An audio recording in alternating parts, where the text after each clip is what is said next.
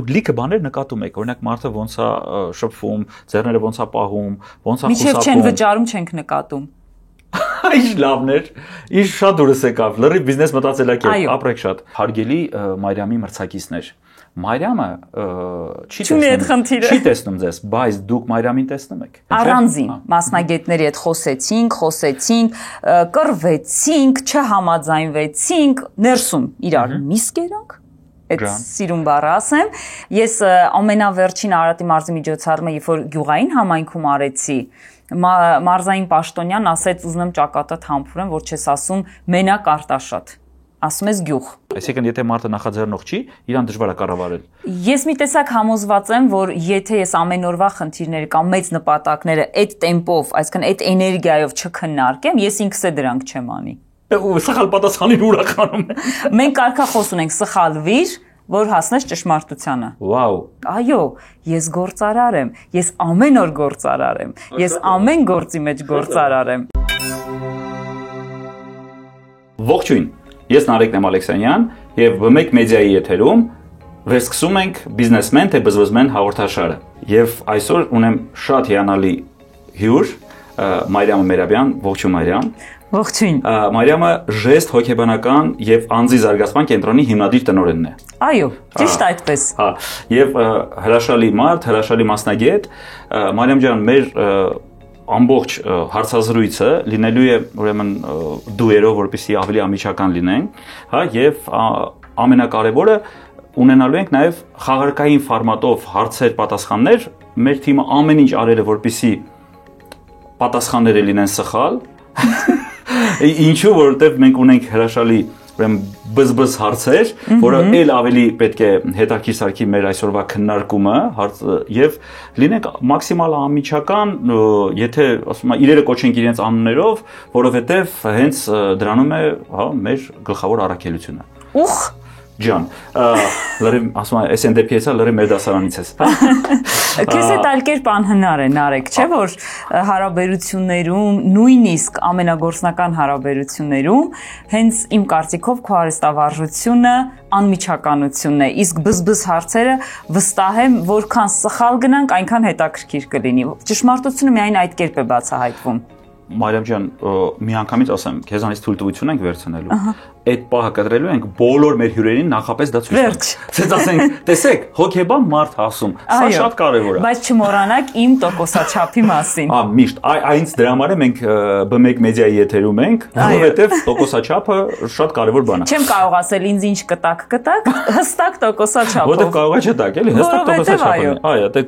կտակ չտակը կա։ Մարիամ ջան, ինչ հետարքիր մեկնարկին, հա, ինչ հետարքիր լուրեր ունենք, ինչ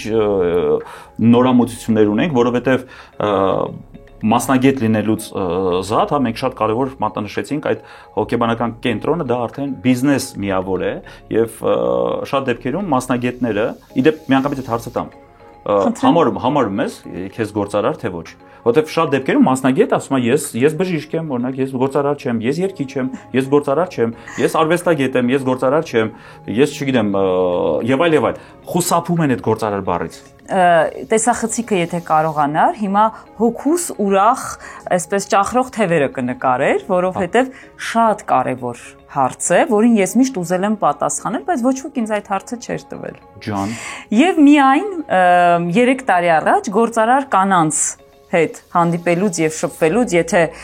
թույլ կտակ անունը կասեմ, եթե գովազդային է։ Այո, իմ եւ ձեր ճանաչած եւ շատ սիրելի մադամ գործարար կանանց ակումբի մասին է խոսքը։ Ձեզ մի քիչ տոկոս պակասեց են, այո, լրիվ նորմալ է, հնարավոր է, ամեն ինչ լավ է։ Եվ միայն այդ ժամանակ 3 տարի առաջ այդ ես գործար եմ թե ոչ հարցը ինձ մոտ գլուխ բարձրացրեց եւ ես այդ պատասխանը գտել եմ եւ սիրով իմ գործընկերներին, արվեստի մարդկանց, մշակութային գործիչներին, ովքեր որ ասում են մենք գործար չեն, տեսեք, լեզվա մտածողության մեջ գործ արարելը դա արժեք ստեղծելն է։ Ապրեք։ Եթե ես այսօր 20 տարի շուտով գործ եմ արարում, որը կոչվում է ժեստ հոգեբանական կենտրոն, նշանակում է իմ գործը, որը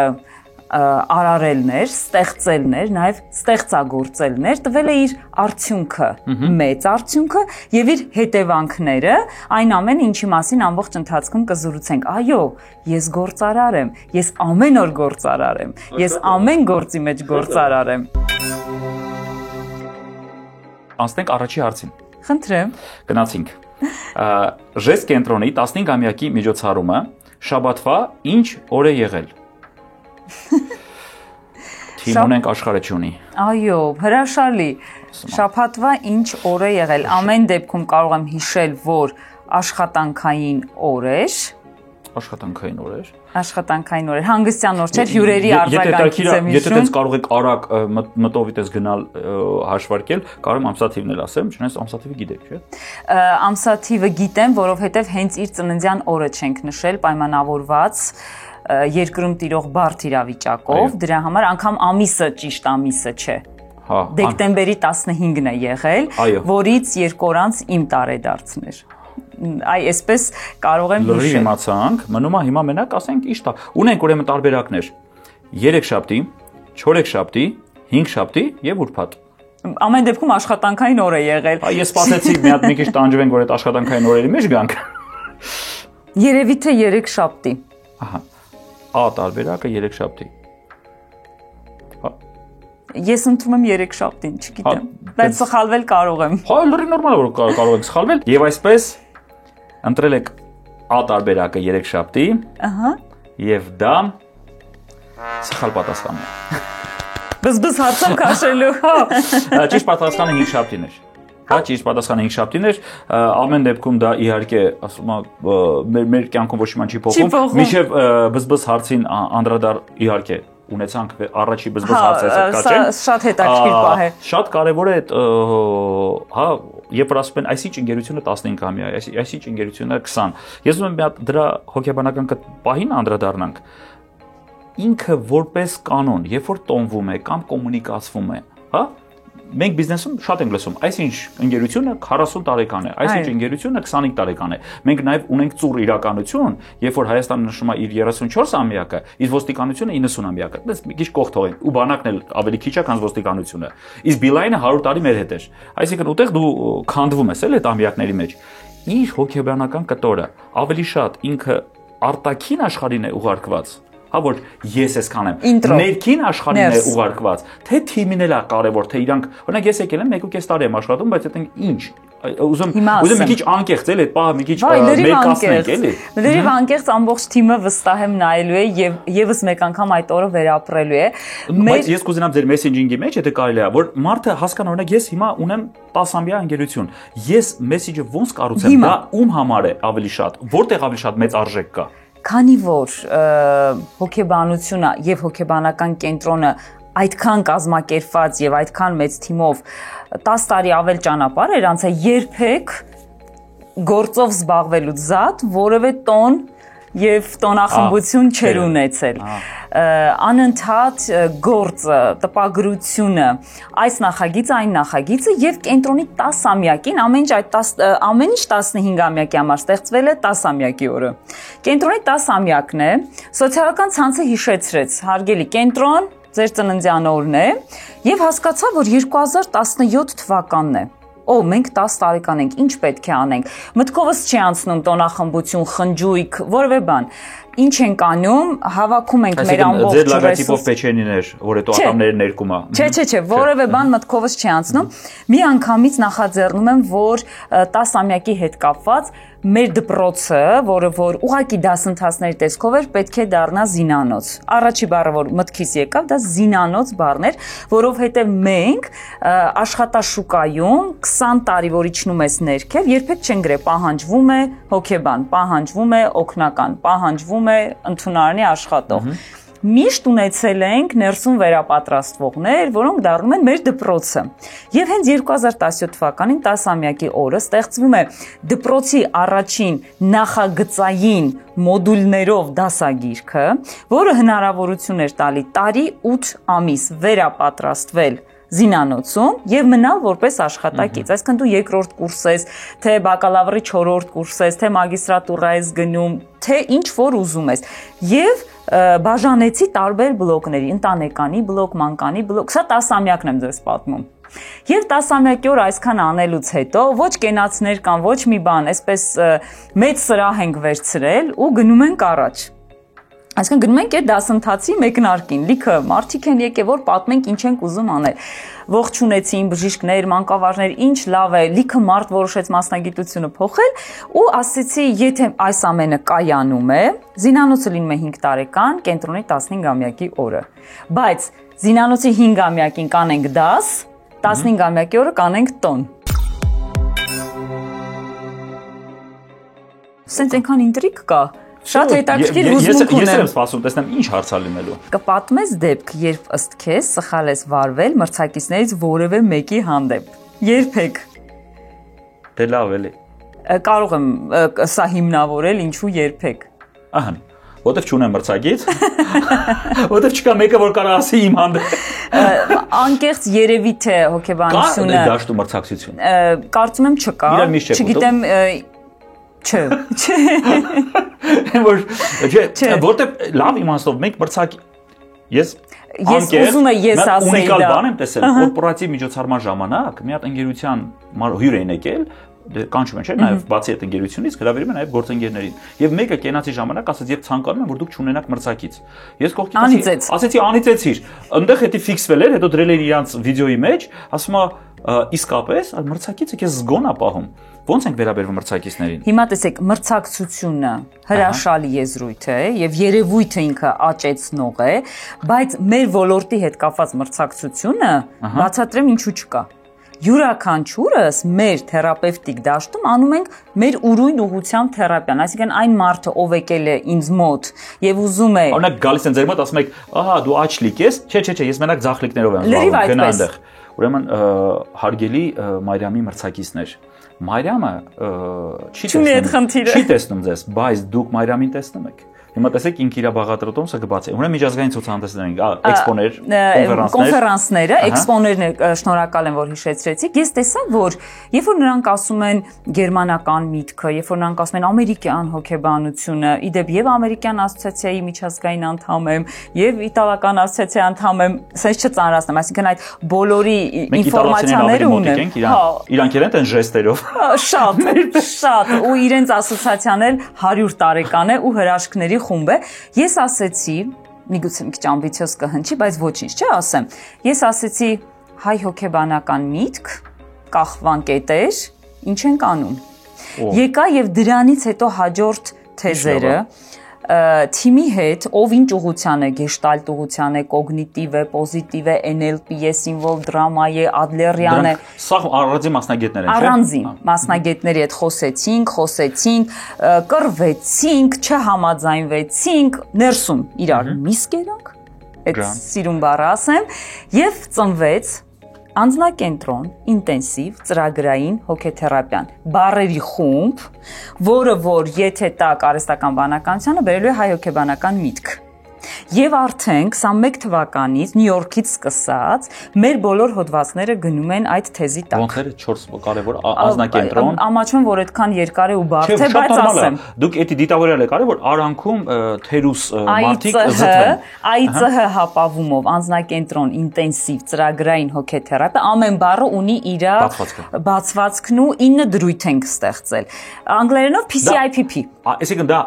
հայաստանյան, հայկական հոգեբանական միտք է։ Վախ ինչ լավա ձեր շուրթերից դա հնչում։ Այդպես է, հա, այսինքն կարող գլուխ գովանք, ասենք այդ ոլորտում։ Չէ, մի քիչ է սպասենք, մի քիչ էլ ամրանա։ Դեռ 4 տարեկան է, 5 տարեկան է, մի քիչ է։ 5 տարի հետո գլուխ են գովում։ Ֆիքսում ենք այսօրը։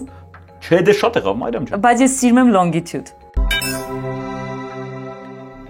Հաջորդ հարցը 2024 թվականի աշնանը ժեստ կենտրոնի մարզային ամենաակտիվ 3 մասնաճյուղերում միասին թերապևտիկ քանի ժամ է գրանցվել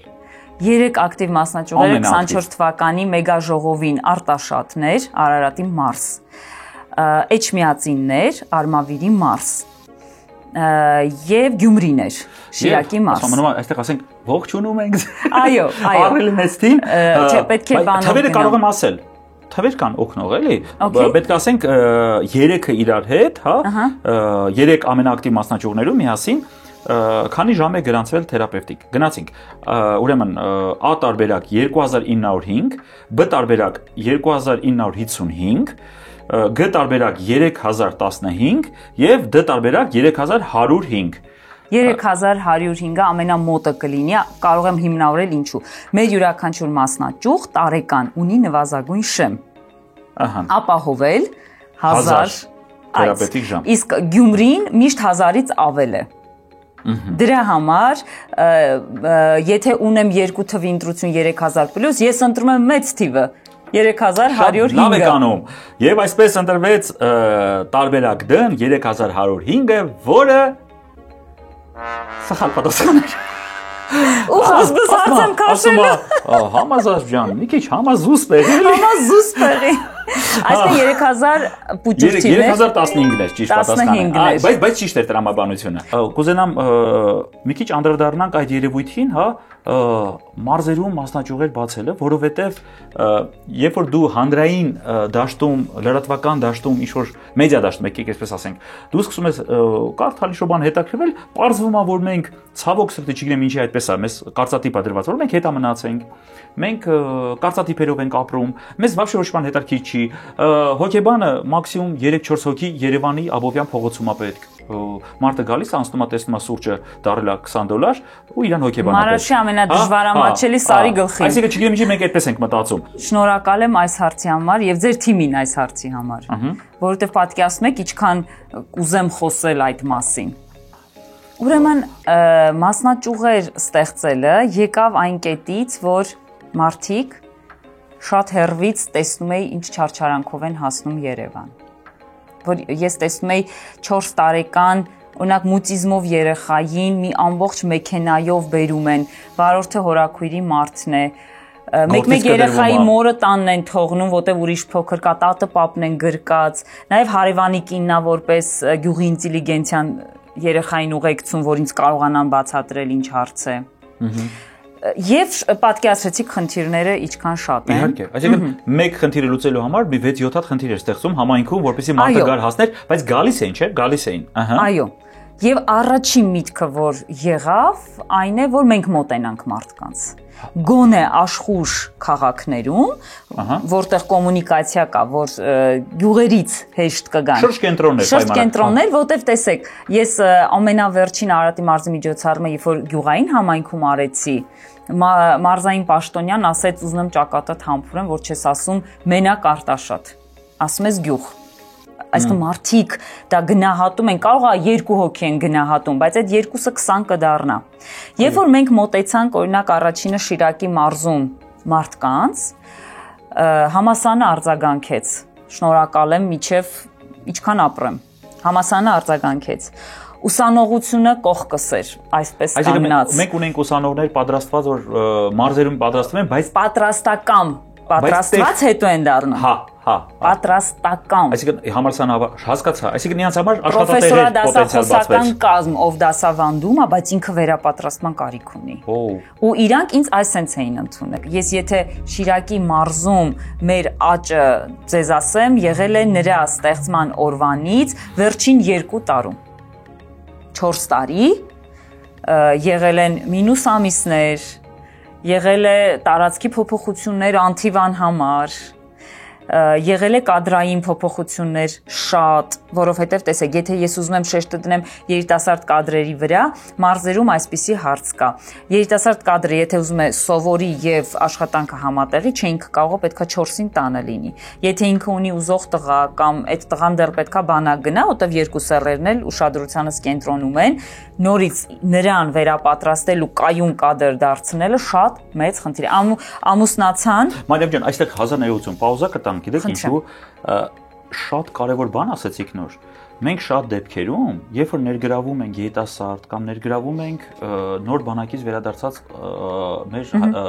հայրենակցին, մենք շատ դեպքերում այս ֆակտորները հաշվի չենք առնում։ Ոչ միայն, տեսեք, դուք ձեր բիզնեսում էդի հաշվի եք առել։ Բայց ինչի գնով։ Երիտասարդ աղջիկ, երիտասարդ աղջիկի ինչքան կարա տղա, այսինքն ու շատ դեպքերում ասում եք մարզում մասնաճյուղ են բացել, չի աշխատում։ Ասում է հայտարարություն, ու դու զգում ես, որ այդ ֆակտորները, չէ՞ որ ես չեմ ուզում հանկարծ մենք պիտակավորենք, էլի Մարս, քաղաք, դա նշանակություն չունի։ Դու պետք է այդ համայնքի շունչը հասկանաս եւ աշխատատեղդ հարմարացնես համայնքին, որտեղ երկու կողմից երկու տատիկներից գյումրեցի են ու գյումրվա շունչը գիտեի։ Ու որ այդ ամեն ինչը դու հաշվի չես առնում, հետո համայնքը պիտակավորում են, ասում են մերոնք չեն աշխատում, այդան քնդիկ բերենք։ Դա շատ վտանգավոր երևույթ է, երբ որ դու քո երկրում ունես առելի մեծ քանակությամբ գործազուրկ մարդիկ եւ վականսիաները չեն համապատասխանում այդ մարդկանց պահանջարկին։ Ես ձեր ասածը հիմնավորեմ։ Գյումրիին զուգահեռ Լոռու մարզում ստեղծվեց մասնաճյուղ, որը 2 անգամ տապալվեց եւ միայն վերջին տարին է, որ Վանաձոր ժեստը աշխատում է տարեկան 1000 այցով։ Չգիտեմ ինչ եմ ուրախանում բզբզ հարցերից։ Ինչ սովորություններ կմտաբերես, որոնք ձեռք ես բերել աշխատավայրում եւ ամեն օր կիրառում ես։ Ինչով են դրանք օգնում քեզ։ Վախեցիր քո սովորություններից դրանք կարող են դառնալ բնավորություն։ Եվ այդ բնավորությունը կորոշի քո ճակատագիրը հայտնի արտահայտությամբ պատասխանեմ այս հարցին։ Իմ ամենօրյա սովորությունները աշխատավայրում դա յուրաքանչյուր առավոտ 10-ին ամբողջ թիմի հետ շփումն է, իսկ ամեն 2 շաբթի մեծ քոլ ունենալն է բոլորի հետ։ Այդ սովորությունը, այսինքն հենց ավտոմատ դա մենք ամեն առավոտ անում ենք։ Շփվում ենք։ Եվ դա տեղափոխվեց առօրյա։ Այսինքն ամբողջ թաղամասով ասես մի հատ մտնում ենք Zoom-ի մեջ։ Հավատացեք, թաղամաս չէ, բայց շփումը լայնածավալ։ Երբ որ տեսնում ես, որ մեծածավալ շփումների արդյունքում լավ մտքերը արագ են գեներացվում եւ այդ մտքերը իրագործողներն ավելի արագ են ի հայտ գալիս, քան դու նստում ես կաբինետում, բոլորն եկան գործի եւ դու չես տեսնում։ Այդ իրագործողները շփման մեջ ի հայտ են գալիս ու եթե հետևեք մեր մասնաճյուղերից մի քանիսի էջերին, որոնք վերջում են բացվել, մենք փողոցում մոտեցել ենք մարդկանց անցորդներին եւ ասում ենք ուրախ եք, որ քաջարանում ժեստ է բացվել։ Այսինքն այն գովազդի սուպերմարկետը ինչ լավ է։ Հենց դա գովազդի լավագույն տարբերակը։ Չէ, բայց հասկանում եմ, որ դա հոգեբանական դե ինձ որ տեսնում են միանգամից պարզա, ինչ լավ է։ Ասեն բարով եք եկել, իհարկե։ Բայ մի նկարեք, ասում ենք այ դրա համար ենք եկել, որ մի նկարեքը չլինի, այսինքն ավելի բաց է։ Այսինքն ասում եք, որ այդ սովորույթը, այսինքն մարդկանց իդեպ ասած այդտեղ մի հատ գաղտնի գործիք եք դուք կիրառում, բիզնես գործիք, երբ որ դուք անում եք մեծ հավաքներ քննարկումներ, որի արդյունքում աշխատակիցը լսելի է դառնում, դուք այդ նախաձեռնողականությունն եք խրախուսում, որը որ ամենալուրջ կառավարչական գործիքներից մեկն է։ Այսինքն, եթե մարդը նախաձեռնող չի, իրան դժվար է կառավարել։ Ես մի տեսակ համոզված եմ, որ եթե ես ամեն օրվա խնդիրները կամ մեծ նպատակները այդ տեմպով, այսինքն այդ էներգիայով չքննարկեմ, ես ինքս է դրանք չեմ անի։ Հա, շատ լավ։ Այսինքն իմ ինքնամոտիվացիան եւ իրեմ հյուր եք կանչում ու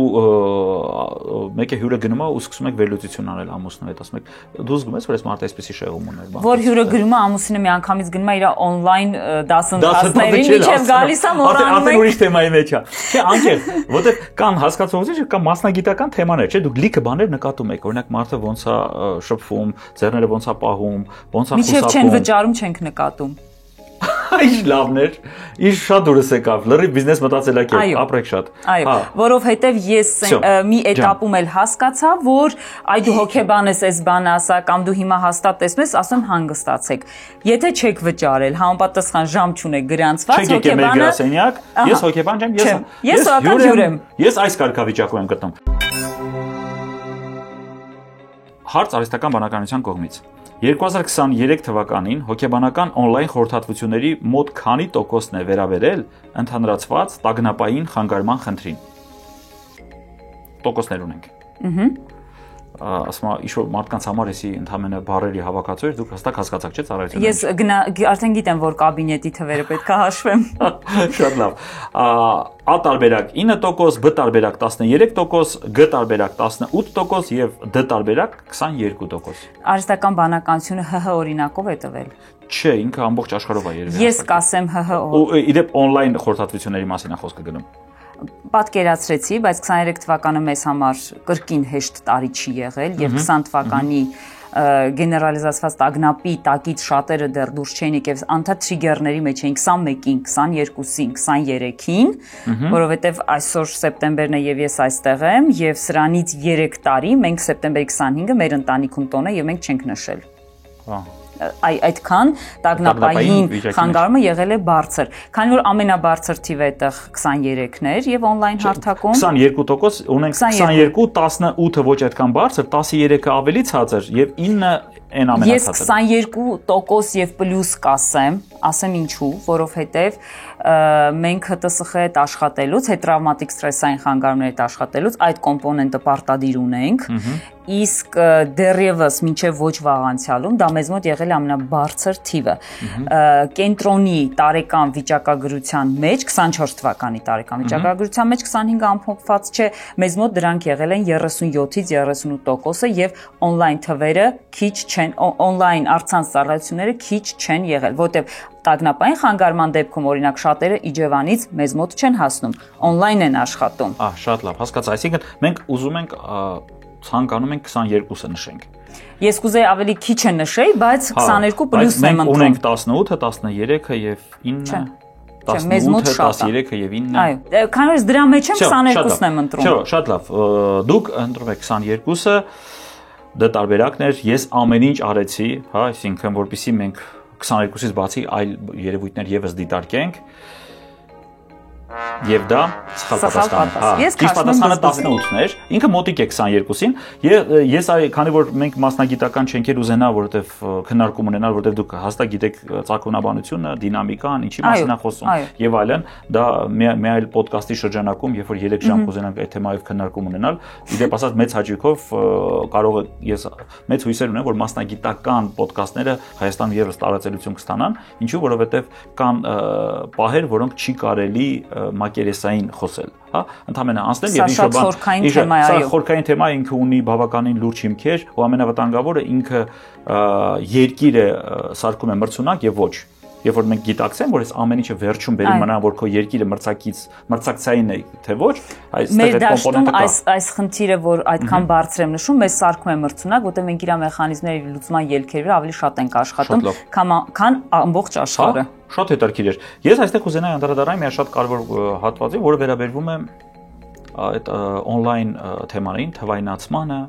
հա, արհեստական բանականության կոմպոնենտին ամենաշատ հետաքրքիր երևույթ էր, երբ որ մտածում են, որ արհեստական բանականությունը ստեղծարար կրեատիվ հատվածն է մտնելու, արի ու տես, որ ոչ, ինքը մտավ այն հատվածը, որը ոչ ոք չէր սպասում, եւ այսօր շատ դեպքերում ցավոք սրտի, որտեղ արդեն կան նաև ցավալի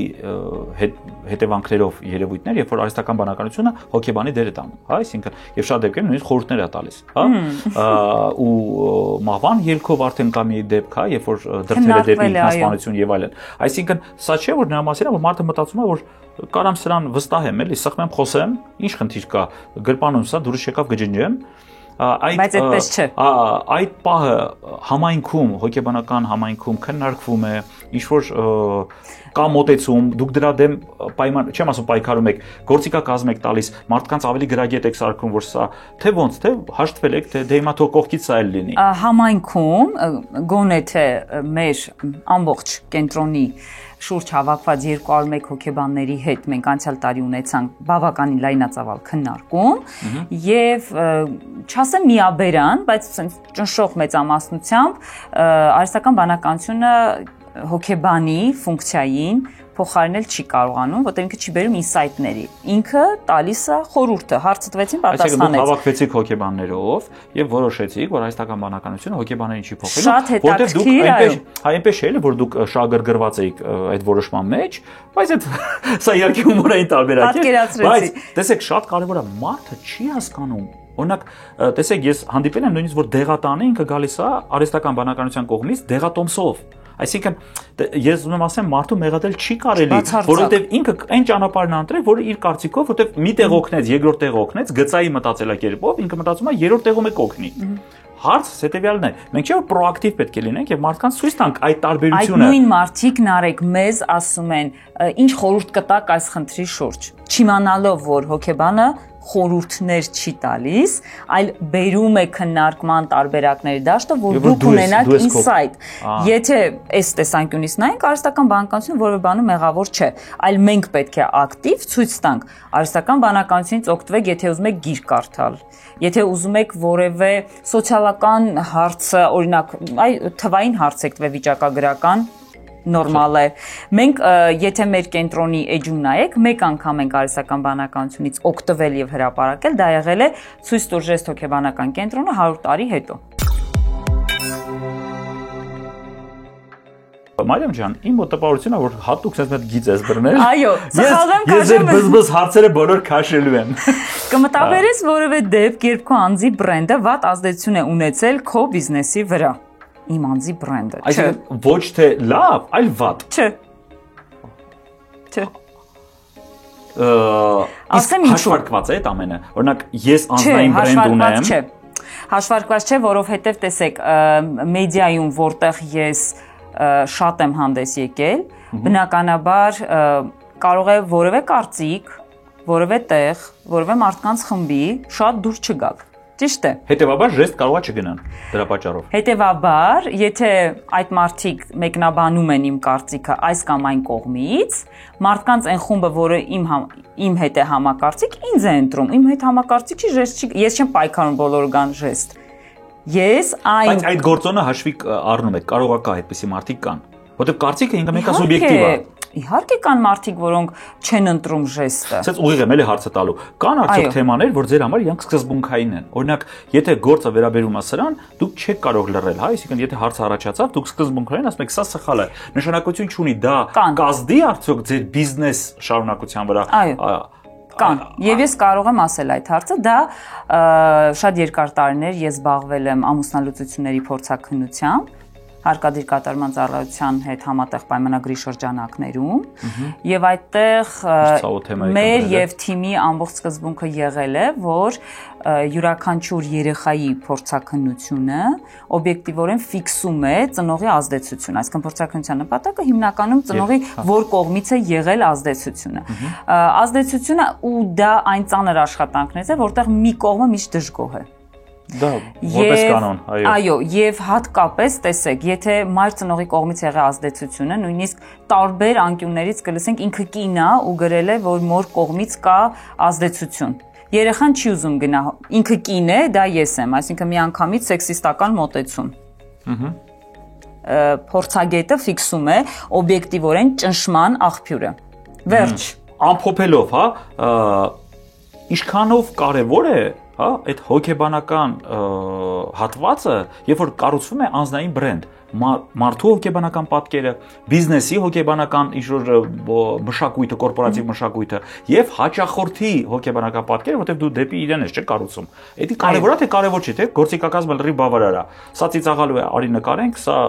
տարածվելու է, արի նկարենք, հետո տես ինչքան մարդ տեսավ քեզ։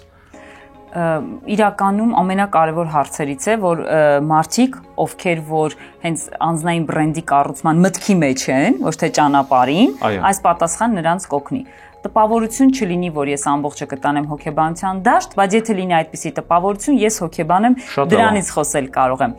Այն հարցի բոլոր բաղադրիչները, գործատուն, գործարար հարաբերությունները, դեպի հաճախորդ կառուցվող մարդու անձնային բրենդինգը, ես կարծում չկա մի կետ, որտեղ հոգեբանական բաղադրիչը կարելի է անտեսել։ Մարդը, ով սկսում է գործը իր անձնային բրենդի մեջ, ըստիս, պետք է չունենա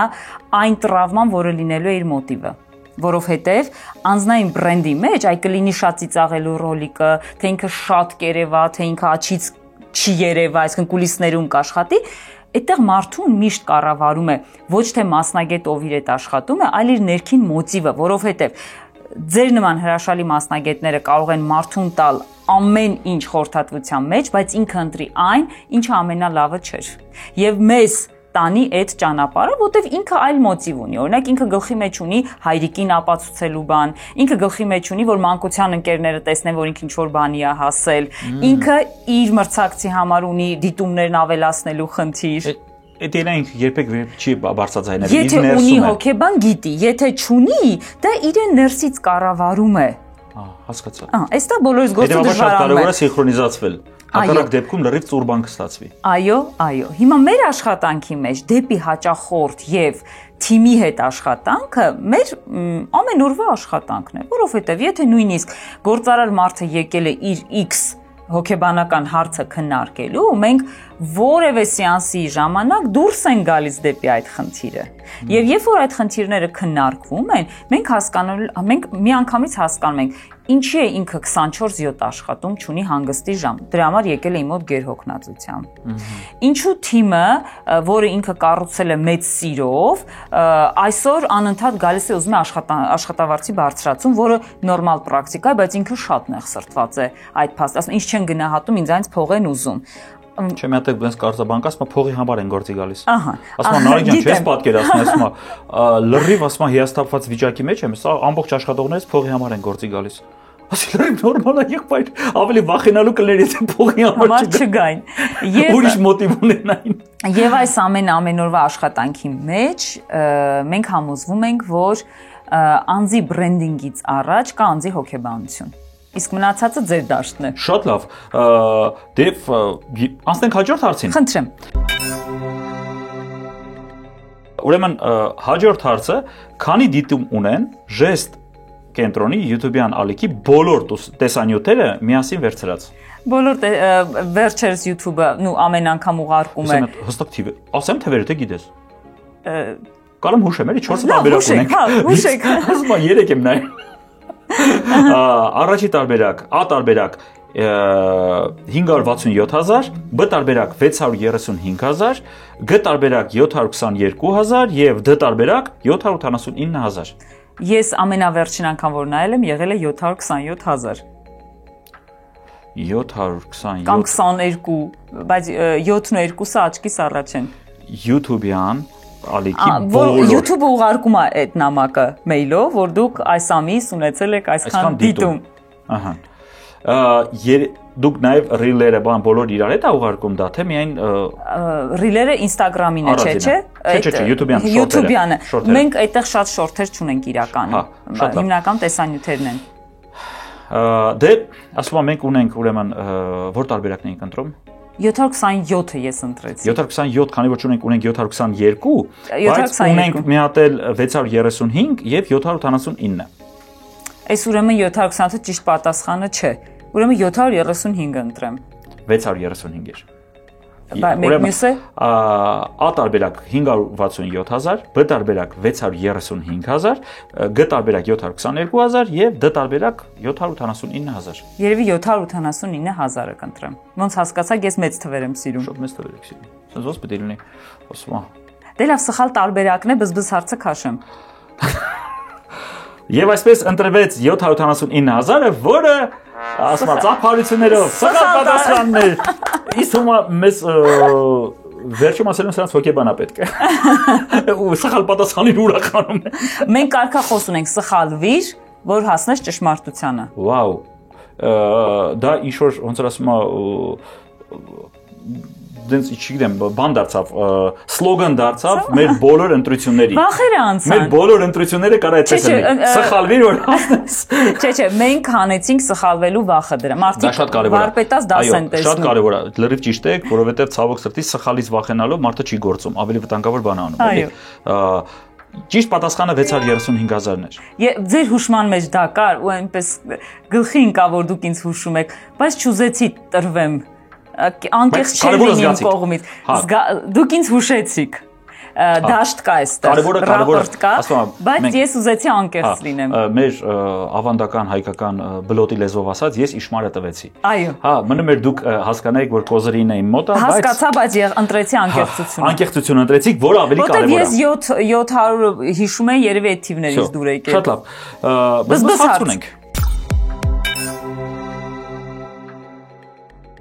Ինչ սկզբունքներ ունես, որոնց երբեք չես դավաճանի թիմին առաջնորդելիս։ Ջան։ Թիմին, հենց թիմի մասին է խոսքը գնում։ Շատ կարևոր է։ Մարիամ ջան, խնդրելու եմ, հա, ու դրա մեջ ավելացնենք ուրեմն պատասխանի մեջ այն մեսեջինգը, այսինքն այն հաղորդակցությունը, որ մեզ դիտող նայողները նաև որ իդեալական չի էլ ամեն ինչը կա նաև խիստ, այսինքն համ որ դրական ասեք, որը որ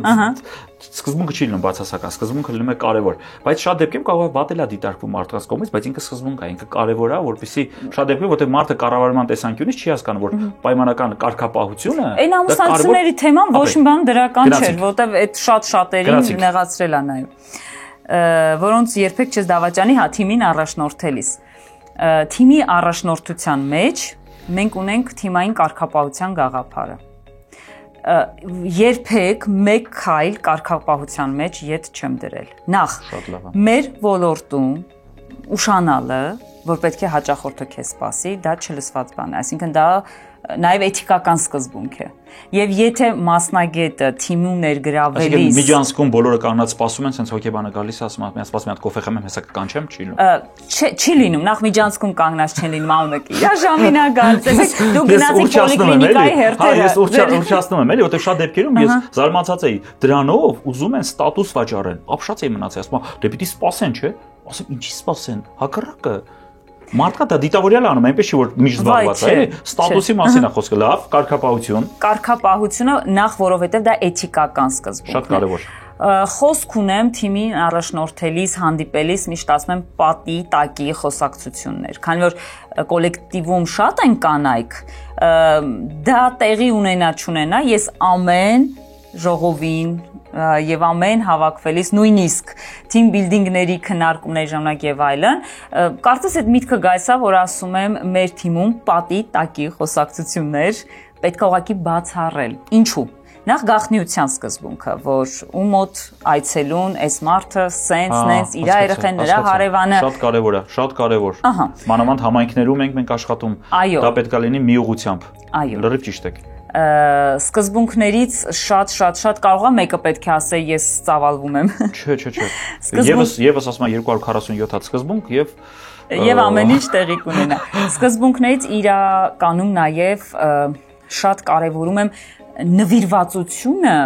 ոլորտին։ Ինչու՞, որովհետեւ քանի որ ես գիտեմ ինչքան դժվար է նաեւ իրենց աշխատանքի մեջ աշխատաժամերի մեջ, եթե նվիրվածությունը որպես սկզբունք չլինի, որ ես իմ ոլորտի նաև նվիրյալն եմ, այսինքն այդ արժեքը ոնց է բացվում, որտեղ տպավորությունն է, որ դա շատ նման է մի հատ արժեք, մի խոս, երբ որ ասում են մարդը սրտացավ չի, ու շատ դեպքերում ես վախենում եմ, երբ որ դա ասում են, որովհետև ինքը բավականին սուբյեկտիվ է այդ ամեն մեկի սրտացավությունը տարբեր է։ Ոնց է դա օրինակ։ Նվիրվածության թիվ 1 չափելիությունը այն է, ես վաղը չեմ կարող գալ աշխատանք, կամ ես վաղվանից չեմ գա աշխատանքի։ Հա, հասկացա։ Դեպք է պատահել մարդու հետ, եւ այն ամեն ինչ հասկանալի է։ Ոչ թե ասում եմ այցերը հետաձգենք կամ խնդրում եմ օգնեք եւ այլն։ Ինքը ունի X խնդիր, ասում ես վաղվանից չեմ գա աշխատանքի։ Հասկացա։ Դա նվիրվածությունը զրոյացնում է, որտեղ դա ինձ նվիրվածություն չի, էլի։ Հաջախորդին է, գործին է եւ այլն։ Երեխային է, որի հետ ինքը ունի կիսատ աշխատանք։ Ահա, հասկացա։ Մարիամ ջան, մենք նաև վերականգնել ենք բավականին մեզ լսող դիտողների կողմից սիրված ֆորմատը, երբ որ ունենք հանելուկ հարց երեխայի կողմից եւ փորձելու ենք ասեմ միանգամից եսը չգիտեմ։ Այսինքն ինչի մասին է, այսինքն այդ անակնկալը, երբ որ թիմը պատրաստել էր, նույնիսկ ընդհանուր տենց ուղարկին, ասեցի ես չեմ կարող նայեմ, որովհետև երեխայի կողմից փոխանցվող էմոցիան ինքը անգնահատելի է, եւ այսպես, եթե պետք է կարող ենք կրկնել, հա, ես հիմա կմիացնեմ, լսում ենք եւ գնացինք։ Այդ են բանա, որ ցույց է տալի դուր ապալիկես թե չարաճճի։ Դպրոցում ուսուցչուհին գնահատում է ես կարևորում։ Ես այն բանն եմ, որ ցույց են տալի, ինչպես ես քեզ պահում, լավ թե վատ։ Երեխայի իմաստությանը հասնելու համար կարծում դեռ ճանապարհ է պետք անցնել։ 100%։ Ես այդ կարծիքին եմ։ Մենք ամուսիններով միշտ ասում ենք պետք է երեխան գնա առջևից, իսկ մենք ետևից, որտեվ նա լուսավոր ճանապարհի գիտակն է։ Մենք ընդհանրապես փորձ ենք հավաքել, բայց լուսավոր ճանապարհը երեխային է։ Շատ լավն է։ Հիմա Նարեկ, ինձ թվում է երեխան նկատի ունի գնահատականը, գնահատելը, գնահատումը։ Գնահատում են, ուրեմն ինչ-որ մի բան են գնահատում։ Երևույթ։ Երևույթ։ Այո։ Արարքը։ Ես հիմա տեսա ճիշտ պատասխանը դրա համար, ասում այս կողմ կնայեմ, որ չպատասխան։ Աշկերով ջուրջ։ Չէ, ես անկեղծ հուշում չեմ ուզում, ես ուզում եմ ուղղակի տեղավորվեմ երեխայի տրամաբանության մեջ ու մեծ հաճույքով պարտվել, որպեսզի նաև լինի։ Իհարկե, բայց միանգամից ասենք, իսկապես, երբ որ ինչ եմ ասում բոլորիս կողմից սիրված, հա, այս ֆորմատը հույս է տալիս, երբ որ տեսնում ես երեխաները տենց անմիջական, ինչ բառապաշարով են խոսում, չէ՞ որ բարդ բանի մասին են իրենց հարցրել, ոնց են իրանք իրենց մտքերը արտահայտում, հա, լցվում ես հույսով, թե ինչ է լինելու 10 տարի հետո, որտեղ այս երեխաները գալու են հասարակության մեջ դառնալու են խաղացող, գործող, փոփոխող եւ այսպես տարբերակը չունեմ տարբերակներ ասելու միանգամից պետք է գուշակել։ Եթե իմ առաջնային փորձը ինձ հուշեց դա գնահատականն էր, որը ասեցի գնահատել բայով էր, ուրեմն գնահատական չի երևույթն է, մնում է արարքը։ Արարքը։ Ինքը մոտիկ է դրան։ Մոտիկ է դրան, բայց արարքը ինքը ոնց որ ասում է process-ի մասին է, որը որ իսկ այդ բառը շատ եմ սիրում։ Հա, արարքը, ինքը շատ սիրուն բառ է, դրա մոտիկ է, հա, մենք այս ճիշտ պատասխանը չհնչես, դա սխալ պատասխան է։ Մի հատ գույները, մի հատ փոխեք, մի հատ որ լինի։ Ահա, սա այս գույներն են մեզ հուշում, որ գնում ենք դեպի բզբզ հարթ։ Ճիշտ պատասխանը վարքագիծն էր։ Ահա։ Ինքը մոտիկ է արարքին, բայց վարքագիծը թերադրում է։ Վարքագիծը շատ սենց լավն էր եզրույթի մասով։ Ինչպես է բիզնեսի բարդ իրավիճակներում վատատեսական մտքերից անցում կատարում լավատեսականների գործով։ Իմ բանաձևը հետևյալն է։ Եկել է դժվար պահ։ Ամենադժվար բիզնեսով էլի, այ բիզնես դժվար պահ։ Օրինակ, չգիտեմ, ինչ որ մի հատ մասնաճյուղ զգում եք, որ պիտի փակվի, մի շոտ ծառայություն ա գնացել, ինչ որ կարևոր մարդա գործից դուրս եկել, այսինքն ինքը ստեղծվել է մի հատ պատային իրավիճակ։ Չէ, մարդու գործից դուրս գալը երբեք դժվար իրավիճակ մեր մոտ չի ստեղծել։ Որովհետեւ ձերը ոնց կարող լինի օրինակ զգում եք բիզնես խնդիրը առաջացել շատ վատ բան ա եղել ես դժվար է ասեմ ձեր մոտ եկել են հարկայինը եւ հարկայինը ձեր մոտ գալիս է տենց վերլուծում եք քննարկում եք իրանց հետ խնդիրները եւ այլ գնում ոնց չգիտեմ էլի քննարկում ենք հոգեբանական մեխանիզմներ եւ ինչու ես մեզ որոշեցիք ինչ խնդիրներ ունեք ինչ մանկական տրավմաներ ինչ մանկական տրավմաներ հա ինչն է ձեզ դրդել որ եկել եք մեր մոտ օհո ի տարբերություն բոլոր գործարար մարդկանց եւ բիզնեսների, որոնք դուք տեսել եք եւ որոնց բարդ իրավիճակները տեսել եք, հաստոցն է փչացել, կարևոր աշխատակիցն է դուրս եկել եւ այլն, մեր դեպքում բոլոր բարդ իրավիճակներում կենտրոնի դուռը չի փակվում, որովհետեւ համաղետյան բոլոր բարդ իրավիճակներում կենտրոնում հաճախորդների թիվը շատանում է։ Այսինքն բոլորից մոտ աղետ է, ձեր մոտ այո, ձեր մոտ նոր տարի, մարտի 8 ոչ թե այդքան տոնական, բայց գեր ծանրաբեռնվածությունը շատանում է։ Այսինքն նաև կա ներքին պատասխանատվություն, որ դուք ամեն դեպքում պատրաստվում եք դրան, որտեղ շատ եք հիմա հումորով էր մենք ասենք մարտի 8-ը եւ նոր տարին գիտես, ամսաթվով գիտես եւ կարող ես պատրաստվել։ Երբ որ առաջանում է ինչ-որ աղետ, օրինակ մենք ունեցանք լուրջ խնդիր մեր հյուսիսում, հա Ալավերդի, երբ որ հորդորեց եւ այլ, դա խնդիր է։ Մեր լոռուց եկող հաճախորդների թիվը հենց այդ ժամանակ շատացավ։ Այսինքն դուք ավտոմատ պետք է մոբիլիզացվեք։ Մենք ստանում, որ գիտեք, մեր մանկապարտեզում երեխա կա, ով դա չի տեսել, բայց լսել է վատ է։ Մենք ունենք այսպիսի երեխա, ում մոտ առաջացել է գիշերամիզություն վախից։ Ու մենք բոլոր մարզերում աղետներ ունեցել ենք։ Գյումրիից սկսած հայտնի ընտանիքի սպանությունը, որը շատ մարդկանց հոգեբանության վրա ազդեց, վախեր առաջացրեց, այդ աղետը հայտնի մարմարիկի դեպքը, երբ երեխային ամիս տևեց մինչև հայտնաբերեցին եւ դա շատ ծնողների համար վախ է առաջացրել։ Մեդիա դաշտում դարձել էր այդպես խաղաթուր բոլորի ձեռում, որ մտածում էր ինչու է այդքան տարածվում, ինչու են մարդկանց այսքան տագնապի մեջ պահում, էլի։ Դա հետևանքներ կունենա հենց դրա պատճառով։ Բերեցիք տագնապի մեջ, այսինքն որտեղ կա բարդ իրավիճակ, որը բերում է տագնապի անորոշության, դա հակառակ կորելացիան ունի ժեստ հոգեբանական կենտրոնի համար։ Բայց դժվար չի այդ արագ պահի տակ մոբիլիզացվել, որտեղ այնպես չէ, որ դուք, այսինքն դա հաշվարկելի չի, ես դրան եմ տանում, այսինքն դու չգիտես որտեղ է խնդիր առաջանալու։ Ես վերցնում եմ այդ պահին ձեր սիրած բառը ասեմ, զինանոցի ցանկը, բոլոր այն վերապատրաստած մասնագետները, ովքեր հնարավորություն չեն ռեզերվում են, հա, գտնվում։ Այո, ռեզերվում են, գտնում ենք այն մարդկանց, ովքեր ազատ են եւ հնարավորություն ունեն այդ պահից միանալու,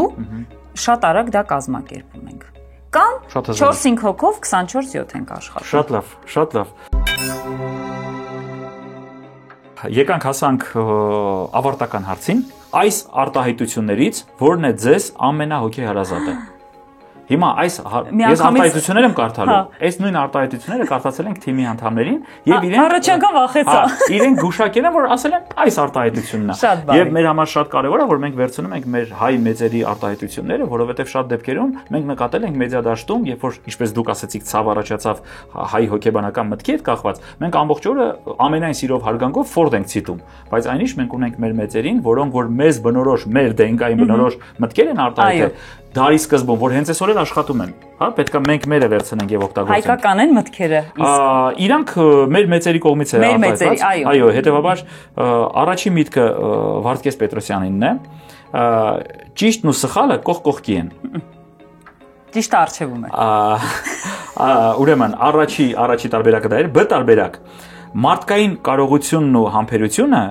ինչքան էլ մեծ լինի, մի սահման ունի։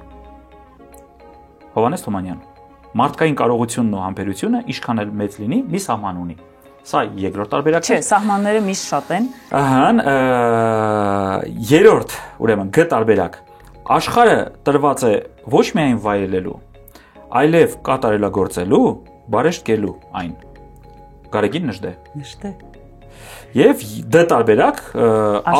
ապրել ինձ համար նշանակում է աշխատել։ Հովհաննես Այվազովսկի։ Չէ, Նժդե։ Ես երևի ամեն 3 նախադասությունից երկուսը Նժդե եմ ցիտում եւ իմ էջում էլ ես այդպիսի հրապարակում եմ, որ իմ բոլոր դժվար եւ անանցանելի պահերին ինձ օգնում է այս մարդը եւ դրված է իմ էջում դա։ Եվ սա չի կարող սխալ լինել։ Ճիշտ պատասխանն է։ Մենք ունենք ճիշտ պատասխան եւ իսկապես այն դեպքերից է, երբ որ ես 2 անգամ ավել եմ ուրեմն ծափարում, որովհետեւ կա սինխրոնիզացիա, այսինքն տեսեք, երբևիցե մենք բոլոր մտքերը շատ հզոր են, բոլոր մտքերը իր մեջ ունեն կյանքի փորձ եւ մեզ փոխանցելու մեզ ինչ-որ մի բան, կարևորը այն է, որ դուք այդ մտքի շուրջ ձեր թիմակիցներով համախմբել եք։ Իրանք են դա նշել, որպես դե իրենց կողմից նշված էր։ Հա, իրենք ասել են, սա է ձեր ճիշտ պատասխանը, հետո դա այդպես էլ եղավ եւ ավարտին Մարիամ ջան։ Էլ չեմ քաշում բզբզ հարց։ Չէ, մենք այդ բզբզ հարցը այս դեպքում չկա, մենք կարող ենք այս բզբզ հարցերը հավաքել, ու մենք նստենք պատասխանենք։ Եվ ավարտին մենք ունենք անակնկալ նվեր, երբ որ մտածում ես ինչ կարող ես նվիրել, ինչ կարող ես փոխանցել, հա, ժամանակակից աշխարհում ամենակարևոր բանը երևի էմոցիան է եւ մենք պետք է փորձել ենք մի քիչ չարաճճիություն անել, այդ երևույթը եւս շատ կարևորում ենք, հա, արհեստական բանականությանը ուրեմն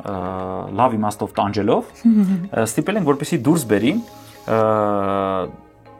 ձեր համար, ձեր բիզնեսի համար, այսպես ասած, ունիվերսալ, հա, 2 տարվա, հա, սեպտեմբերից մինչև, հա, հաջորդ, ուրեմն մեր օգոստոս օրացույց։ Օրացույցը հորոսկոպային տարբերակով է, բայց գաղափար հետեւյալն է, թե ինչա ձեզ սպասում եւ ինչի վրա պետք է ուշադրություն դարձնել։ Ինքը ավելի շատ ոնց որ ուղեցույց հումորային չարաճճի երևույթ է, եւ այս փոխանցում եմ ձեզ եւ Էվրասիա սպասում եմ առաջի էմոցիաները, հա։ Ահա։ Մենք նաև երևի ցույց կտանք նաև մեր գործընկերներին, հետո արդեն երբ որ ձեզ հյուր կգան, կասեք թե որ ամիսը համընկեց, արդյոք դրա վրա արժեր ուշադրություն դարձնել։ Ահա։ Շատ էս ամեն ամսվա համար լավ բաներ ա գրած, աշխատելու իմաստով, ստացվել է։ Всё։ Մեր այսօրվա քննարկումը, հարցազրույցը, զրույցը եւս ամբողջովին ուրեմն ունենք այն ինչ որ ունենք։ Հարգելի Մարիամ, շնորհակալություն այսօրվա մեր հետարքիր բավականին ոնց ասեմ, ուղղություններ, ճյուղեր ցույց տալու, նաև տպավորություն է, որ մենք պետք է եւս 4-5 անգամ հանդիպենք եւ շատ կարեւորում է, որպեսզի դուք եւ հայտնվեք այլ նաև հարթակներում ոդկասթային, որպեսզի այն երևույթների մասին, որոնց մենք ասացինք, որ պետք է նաև խորքային անդրադարձ ունենանք, այդ ամեն ինչը դառնա ավելի հանրային, հանրամատչելի, մարդկանց համար դա ընկալելի լինի եւ մենք շատ դեպքերում ոչ թե սխալվենք եւ սովորենք, կարող է չսխալվել, ու ամենակարևորը, որ մեր նախաբանում դուք նշեցիք, հոգեբանական ծառայությունները, դրանք ոչ միայն խնդիրների մասին են, այլ նաև զարգացման աճի համար են։ Շատ կարևոր է, որ մենք զինվենք եւ առաջ գնանք։ Ձեր գործերին հաջողություն, շնորհակալություն այսօրվա համար։ Շնորհակալ եմ հրավերի համար, բոլորին մաղթում եմ ձեր նման գործընկեր։